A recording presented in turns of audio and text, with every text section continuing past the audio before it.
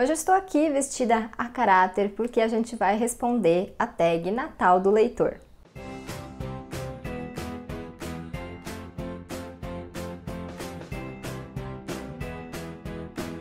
Então, dezembro começou, eu já estava super no clima do Natal desde que o Halloween passou, mas agora que é dezembro, estamos oficialmente no clima natalino. E para começar o mês, cheguei aqui com a tag Natal do Leitor, que eu criei em parceria com a Glau, do blog Mais Que Livros. Então, a gente pegou alguns elementos ali que vivem no nosso imaginário quando a gente fala sobre o Natal e criamos algumas perguntinhas, né, sobre livros para combinar com esses elementos. Quem quiser responder essa tag tá super convidado, é só dar os créditos pra gente ou marcar a gente pra gente também ver as respostas e roubar algumas dicas. E a Glau, claro, também fez o vídeo dela, né, respondendo as perguntinhas que a gente criou, e eu vou deixar o link aqui na caixinha de descrição. É o seguinte, algumas perguntas dessa tag estão direcionadas para coisas de 2021, outras estão livres, então vocês podem responder com os livros que vocês quiserem. Mas eu foquei só em 2021 porque, enfim, eu não queria pensar além de 2021, confesso, então foquei só em 2021, peguei livros apenas que eu li nesse ano. Então vamos começar, mas antes eu vou pedir para você se inscrever aqui no canal, caso não seja inscrito, curtir, compartilhar esse vídeo porque ajuda bastante na divulgação do conteúdo, né, na entrega do conteúdo, e vou agradecer aos membros do Clube na Manita. Se você quiser fazer parte do clube, saber mais sobre os benefícios, sobre as recompensas e etc, o link tá aqui na caixinha de descrição. E só mais uma coisa antes de eu começar a responder a tag, é que vocês podem obviamente responder essa tag em qualquer lugar, né, aqui no YouTube, no Instagram, blog, Twitch, enfim, onde vocês quiserem, TikTok também. A gente só pede realmente para dar os créditos, mas de resto tá tudo livre. Então vamos começar. A primeira pergunta é a seguinte: Lareira, um livro que trouxe aconchego, famoso quentinho no coração.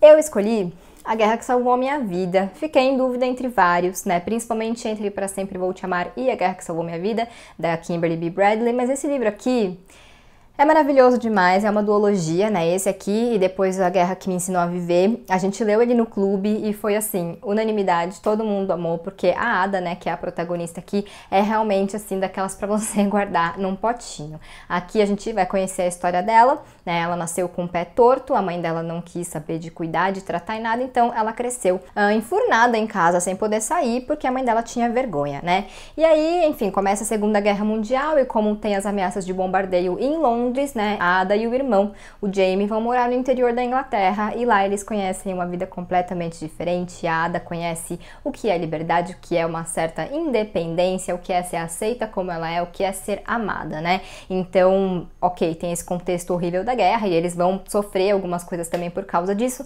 mas de certa forma a guerra realmente salva a vida da Ada, né? Realmente traz essa nova perspectiva para ela e é muito bonito acompanhar tudo isso. E enfim, né, toda a história narrada por criança, a gente fica, né, meio compadecido já de saída, porque, né, tem aquela inocência e tal, e eu acho que a autora realmente incorporou muito bem isso na Ada, né, na escrita dela e etc. E, como eu disse, a Ada é muito especial, é uma personagem daquelas que a gente realmente se apega demais, então, enfim, é difícil você não ler e não se emocionar, mesmo que você não chore, você vai ficar, sabe, tocado, e essa sensação de quentinho no coração, né, que eu acho que é praticamente infalível ao fim dessa leitura, então eu escolhi esse livrinho aqui. Próxima pergunta é: ceia, uma história que deu fome ou vontade de comer algo específico? Eu sou uma pessoa que tá sempre com fome ou com vontade de comer alguma coisa, né? Então essa pergunta pra mim foi meio difícil, mas eu escolhi um que me marcou muito, porque quem leu vai entender, né? Que é o Em Outra Vida, Talvez, da Taylor Jenkins Reid, que a gente tem aqui a personagem principal, a Hannah, acho que é Hannah, que ela é simplesmente viciada em pãezinhos de canela. Eu acabei não comendo um pãozinho de canela enquanto li, até porque eu não sou muito fã de pãozinho de canela. Mas tudo que a protagonista vai fazer, ela precisa de um pãozinho de canela primeiro. Então eu fiquei, né, com isso na cabeça. Como eu falei, acabei não comendo também porque não surgiu oportunidade. Enfim, a gente tá, né, eu li ele em maio, então eu tava realmente 100% em quarentena ainda, não tava saindo pra nada, então não tive também a oportunidade de comprar um pãozinho de canela despretensiosamente, né? Eu teria que me mover para isso, teria que achar um lugar no iFood, enfim. Então eu acabei não comendo, mas eu fiquei com vontade e é o que eu falei, quem leu vai entender, porque realmente o pãozinho de canela virou um personagem desse livro, de tanto que a protagonista cita o bendito. Mas é um livro gostoso de ler, que eu gostei bastante, me surpreendeu porque eu achei que seria mais fraquinho. Não é, né, um Malibu Renasce, um Sete Maridos de Evelyn Hugo, enfim, mas é uma leitura bem gostosa de fazer e que fala muito sobre a amizade, né? Se você, claro que tem um romance também e tal, tem uma questão de realidade paralela e etc, mas o mote aqui é a amizade. Próxima pergunta é: presentes, o livro mais desejado do ano? Bom, eu desejei muitos livros esse ano, mas eu acho que o mais desejado de todos foi o Billy Summers, do King.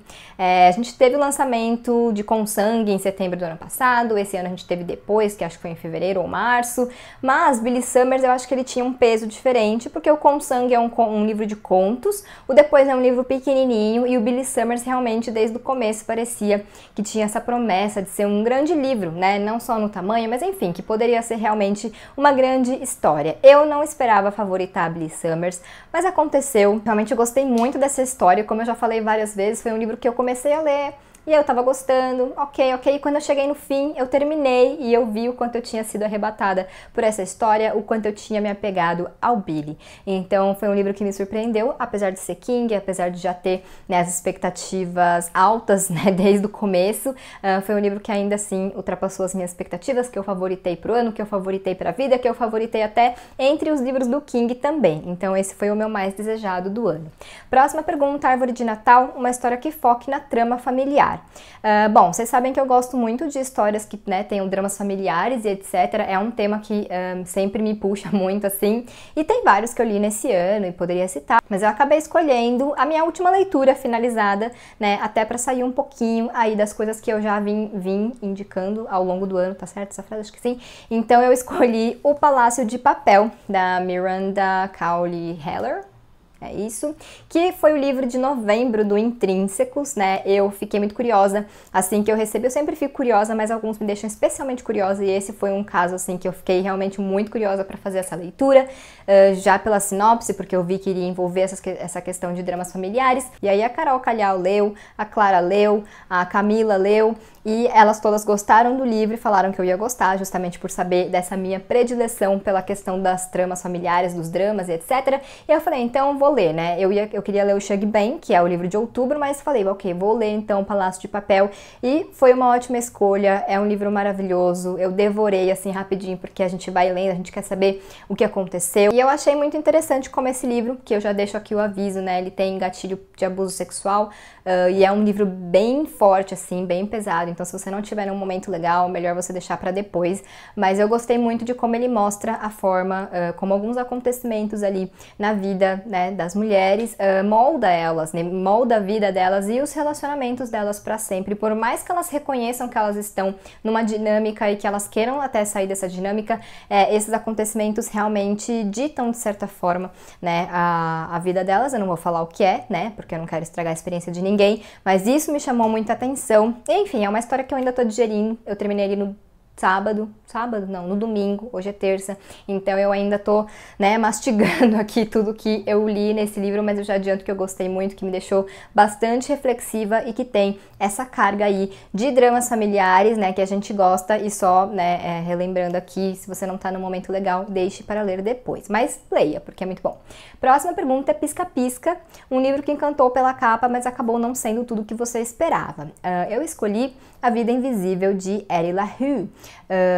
De novo, não me cancelem, não me odeiem, tá? Eu sei que esse livro é muito amado por muitas pessoas e eu entendo, né? É um livro que me chamou a atenção, na verdade, pela capa, que eu achei linda, sim, mas mais pela premissa de falar sobre uma pessoa invisível, né? Porque isso mostra como nós somos feitos das lembranças que a gente tem e das lembranças que os outros têm de nós também, né? Então, a história, pra quem não sabe, assim por cima, é que a Eddie, ela fez um pacto com a escuridão, né, em que ela se tornaria imortal e livre, mas que ninguém lembraria dela. Então ela se apresenta aqui pra você agora, 2 segundos depois você já esqueceu, né? Você vira as costas e você já esqueceu quem ela é. Essa é a maldição da Eddie. Essa premissa realmente me chamou a atenção. É um livro que vem sendo elogiado aí faz tempo, né? Desde dos leitores lá da gringa, as pessoas que leram em inglês, e aí ele chegou aqui no Brasil. E, enfim, muitas pessoas elogiaram realmente. E como eu já tinha tido uma experiência boa com a Vi Schwab, né, em Vilão, eu falei, vou ler, apesar de não ser um livro da minha zona de conforto. Mas, enfim, pra mim não bateu muito porque eu achei ele muito grande, né? Eu acho que ele podia ter 200 páginas a menos, assim, facilmente. Eu achei que ele é muito mais uma história de amor do que uma história de fantasia. E não vejo problema também, assim, talvez eu tenha ido com a expectativa errada, mas pra mim realmente não colou. Que não é a minha praia, também tem isso. Às vezes a gente vai ler uma coisa que não é a nossa pegada e acaba não gostando. Também acho importante fazer essa ressalva. E é isso, basicamente, resumindo, eu entendo quem favoritou, quem amou. Acho que é um livro bonito, a escrita da Schwab é muito bonita, muito poética, e eu acho que ela se aproveitou da melhor forma possível dessa questão da poesia que existe na lembrança, né, para criar realmente uma narrativa que beira o poético. Mas pra mim, como o livro não funcionou tanto, então eu escolhi esse livro para colocar nessa categoria. Não me odeiem. Próxima categoria, véspera de Natal, um livro para ler no mês de dezembro. Eu escolhi 2, um que eu vou ler esse ano e um que eu li no ano passado. O que eu li no ano passado é uma canção de Natal / um conto de Natal do Charles Dickens. Eu li nessa edição aqui da Penguin e eu adorei essa leitura. É um clássico, acho que todo mundo já viu, né, já conhece a história dos fantasmas, né, do Natal passado, do Natal presente, do Natal futuro, ou já viu algum filme, animação, alguma coisa que faça referência, né, a esse clássico. Então é uma história que vive no nosso imaginário e por isso foi muito legal conhecer a história de fato como ela é. Então eu recomendo bastante esse clássico aqui para quem quiser entrar no clima do Natal. E o livro que eu vou ler esse ano é o Quebra-Nozes, né? Nessa versão aqui da Zahara a gente tem tanto a versão clássica, que é a do Alexandre Dumas, quanto a versão original do E.T.A. Hoffmann, né? Esse livro aqui é a leitura coletiva de dezembro do Clube na Manita, né? O pessoal queria fazer uma leitura temática e aí esse clássico que venceu e eu tô muito animada para ler. Começa hoje, né? Hoje, quarta-feira, dia 1º de dezembro, começa a nossa leitura. Então se você tem esse livro aí ou quer entrar no clima do Natal, enfim, venha para o clube, leia com a gente. Também tá rolando maratona de Natal, de filmes, etc. Tá sendo um momento muito gostoso para compartilhar lá no clube. Então é isso, uma indicação e aqui um outro que eu vou ler e que eu espero indicar também porque eu acho que eu vou gostar. Mais uma categoria, Amigo Secreto, uma história que te surpreendeu em 2021. Eu escolhi Cartas para Minha Avó, da Djamila Ribeiro. Na verdade não é uma história, né? É um livro de não ficção, porque são cartas que a Djamila escreveu para a avó dela, né? A avó dela já faleceu, mas enfim, são cartas, entre aspas, póstumas, né? E enfim, eu fui ler, eu gosto muito de carta, gosto muito do trabalho da Djamila, então fui ler com uma certa expectativa, sim. Mas esse livro realmente me tocou muito, porque eu acho que ele conversa muito com ser mulher. Obviamente, são relatos muito pessoais, né, da Djamila, e eu achei interessante também conhecer, né, a mulher, um pouco mais da trajetória dela por trás, né, do título de filósofa, de escritora, enfim, então eu gostei muito disso também, mas apesar de serem relatos muito pessoais, acho que a gente consegue se identificar em vários pontos como mulheres, e como eu já falei em alguns vídeos aqui no canal, eu acho que é muito um tributo às mulheres que fizeram parte da vida da Djamila, não só a avó, né, principalmente a avó, mas também a mãe, enfim, a filha e outras mulheres que estavam orbitando ali, né, ao redor dela, e por isso que eu acho que a gente se conecta, porque todo mundo tem aí um time de mulheres, né, que ajudou a gente a se formar, a se transformar, que fortaleceu a gente, que preparou a gente para aguentar o mundo, né, tanto as nossas dores pessoais, quanto o mundo no geral e a forma como ele trata as mulheres, né, então foi um livro realmente muito especial, que eu já achei que eu ia gostar, por causa disso que eu falei de gostar de cartas e tal, mas que eu realmente amei e que eu não me esperava gostar tanto assim, então fica aqui a minha indicação. Próxima categoria e penúltima é Panetone, um livro que divide opiniões. Eu sugeri essa categoria para Glau, porque eu falei, olha, né, panetone é aquela coisa, a gente vai comer achando que é uma coisa gostosa e chega no meio, tem aquelas frutinhas. Eu não gosto, mas a Glau gosta, então a gente deixou assim. Mas enfim, o meu livro Panetone é o Em Águas Profundas, da Patricia Highsmith. Esse livro aqui, ele é um caso curioso, né, porque ele divide opiniões, e eu acho que tem muito mais leitoras que odeiam do que amam. Eu não amo, mas eu também não odeio, eu fico bem em cima do muro nesse caso e eu vou explicar o porquê. Aqui a gente tem um suspense, né, ele não é um thriller, ele é mais um suspense, e um suspense que pra mim e para a maioria das pessoas que eu conheço que leram, é lento, né? Então a gente pensa, eu vou pegar, vou devorar. Provavelmente não vai devorar, porque ele não é muito grande e tal, mas é lento, sabe? É denso nesse sentido. Você vai lendo, o negócio não anda. Então esse é um primeiro ponto negativo. E aqui só tem personagem chato, gente chata, que você não se apega, que você quer esganar, enfim, todo mundo fazendo alguma besteira no meio do caminho e isso às vezes é irritante. Mas porque pra mim foi uma experiência interessante? Porque eu acho que esse é um livro que fala muito sobre culpabilização da vítima, sobre relacionamento tóxico, sobre homens tóxicos, né? Então eu acho que esse livro foi escrito em 1957, eu acho. Enfim, não vou saber agora, mas foi na década de 50, com certeza. E eu acho que a Patricia Highsmith foi tão visionária, sabe, em escrever esse livro, que poderia ter sido escrito ontem, por todas as coisas que ele aborda e etc. Então, assim, não gostei de ler, tá? Não foi uma leitura que eu gostei, que eu amei, nem nada.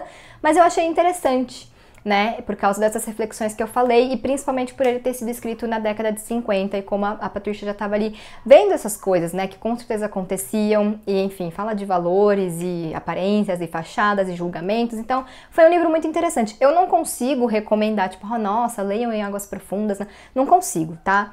Porque eu acho que é isso, assim, depois a pessoa vai querer vir me bater aqui porque não gostou. Mas eu já deixo essa ressalva. É um livro muito interessante que faz a gente colocar algumas coisas em perspectiva, que desafia a gente a enxergar certas dinâmicas de outra forma. Então foi uma leitura muito válida, mas não foi aquela leitura, nossa, que gostosa de fazer.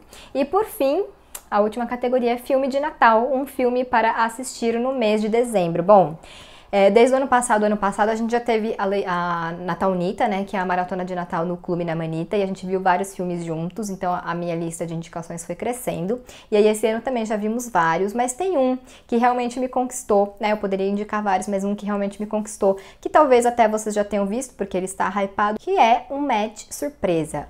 Tá na Netflix, e é um filme que, né, é um clichêzinho de Natal, um romancezinho e tal, uma comédia romântica, mas ele tem alguns pontos aí para serem destacados, né? Eu confesso, eu fui assistir por causa do Darren Barnett, que é o Paxton Hall Yoshida de Eu Nunca. Eu fui assistir por causa da trama e acabei apaixonada realmente pela história, porque nessa história a gente tem uma representatividade asiática muito forte, com o Darren e com o Jimmy O Yang, então a gente já tem esses pontos positivos, mas eu gostei muito de como ele explora esses preconceitos, esses estereótipos em torno do homem asiático. Então, apesar dele ser uma comédia romântica clichê, que começa você já sabendo o que vai acontecer no final, ele traz algumas surpresinhas ali no meio, ele é divertido e ele também aborda esses assuntos importantes e traz a representatividade. E também fala sobre o quanto é importante, né, a gente se aceitar. Mas eu acho que fala também com essa questão dos estereótipos, né, sobre o homem asiático, também fala que é muito difícil a gente se aceitar tendo esses padrões impostos pela sociedade. Então eu acho que esse filme faz a gente pensar nisso, né? Mas trazendo esse lado gostoso do Natal e essa mensagem, né? Essas mensagens típicas dessa época do ano, enfim. Então foi uma surpresa, realmente, um match surpresa foi uma surpresa pra mim, que eu gostei demais, me emocionei também, porque pra mim é sempre especial ver essa questão da representatividade asiática, né? E no caso do Darren Barnett, ele é um descendente de japoneses, né? Assim como eu, porque é mais comum a gente ver mais descendentes de chineses ou de coreanos, né? Então quando tem de japoneses, eu fico bem, me sinto bem representada, assim. Então pra mim também tem esse ponto especial, mas é um filme muito gostosinho de assistir e que tem esses pontos importantes aí, e que eu acho que ainda são pouco explorados, né? Tanto no cinema quanto na literatura, enfim, mas nós estamos melhorando, estamos evoluindo e aprendendo juntos e eu fico muito feliz por isso. Então essa é a nossa tag Natal do Leitor. Eu espero que vocês tenham gostado. Lembrando que a Glau também respondeu nessa tag e o vídeo dela tá aqui na caixinha de descrição e que vocês estão todos convidados a responder também. Eu vou deixar todas as perguntinhas também na caixinha, então vocês podem responder, né, nas redes de vocês, onde vocês quiserem, e se quiserem também deixar aqui nos comentários, eu vou adorar ler e roubar algumas indicações também. Então eu vou ficando por aqui. Se você não é inscrito aqui no canal, se inscreve por favor, curte, compartilha esse vídeo e a gente se vê em breve em um novo.